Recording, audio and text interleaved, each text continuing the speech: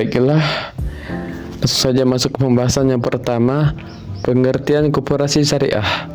Koperasi berasal dari kata cooperation yang berarti adalah kerjasama.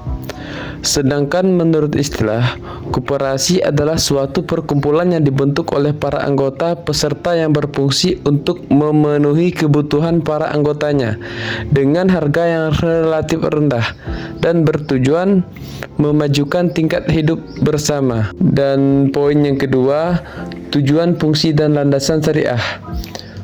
Tujuan dari koperasi syariah antara lain: 1. Mensejahterakan ekonomi anggotanya sesuai norma dan moral Islam. Yang kedua, menciptakan persaudaraan dan keadilan sesama anggota. Poin yang ketiga, prinsip-prinsip koperasi syariah. Yang pertama, meyakini bahwa kekayaan adalah amanah Allah yang tidak dapat dimiliki siapapun secara mutlak. Dan yang kedua, kebebasan muamalah diberikan kepada manusia sepanjang masih bersesuaian dengan syariah Islam.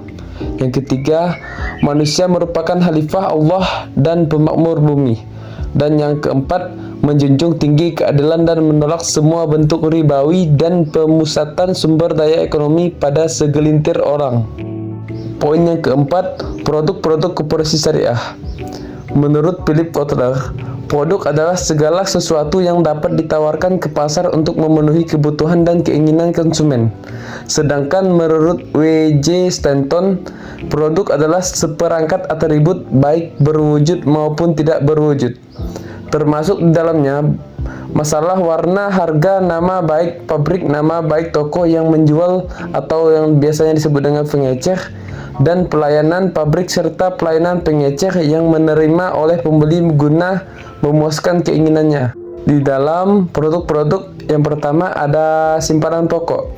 Simpanan pokok merupakan modal awal anggota yang disetorkan di mana besar simpanan pokok tersebut sama dan tidak boleh dibedakan antara anggota. Yang kedua, ada simpanan wajib. Simpanan wajib masuk dalam kategori modal koperasi sebagaimana simpanan pokok di mana besar kewajibannya diputuskan bersama hasil musyawarah anggota serta menyetorannya dilakukan secara kontinu setiap bulannya sampai seseorang dinyatakan keluar dari keanggotaan koperasi syariah. Dan yang ketiga, simpanan sukarela. Simpanan anggota yang merupakan bentuk investasi dari anggota atau calon anggota yang dimiliki kelebihan dana kemudian menyimpan di koperasi syariah.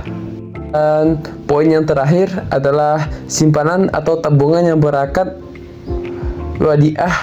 Ada dua, yaitu wadiah amanah.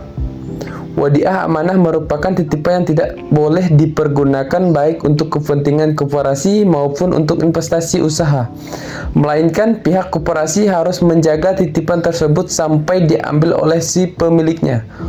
Wadiah amanah yang dimaksud di sini biasanya berupa dana ZIS, zakat, infak, dan sorakoh yang dimiliki oleh lafan asnaf mustahik dan disalurkan baik dalam bentuk mustahik produktif maupun konsumtif. Yang kedua, wadiah yad domanah, dana titipan anggota kepada koperasi yang diizinkan untuk dikelola dalam usaha khil sepanjang dana tersebut bentuk diambil oleh si pemiliknya. Mengingat dana tersebut dapat dikelola, maka sepantasnya koperasi syariah memberikan kelebihan berupa bonus kepada si penitip meski tidak dapat larangan untuk tidak memberikan bonusnya.